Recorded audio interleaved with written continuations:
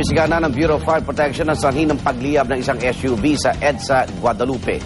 Ligtas namang nakalabas ng SUV ang mag-amang sakay nito. Darito ang report.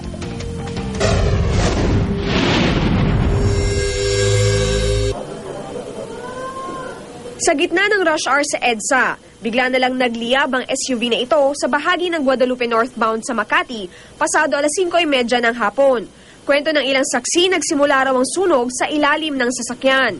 May apoy, pero nakahinto na yung sasakyan.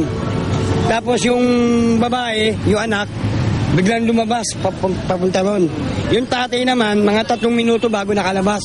Nasugatan sa hinlalaki ang may-ari ng SUV na si Larry Patnongon.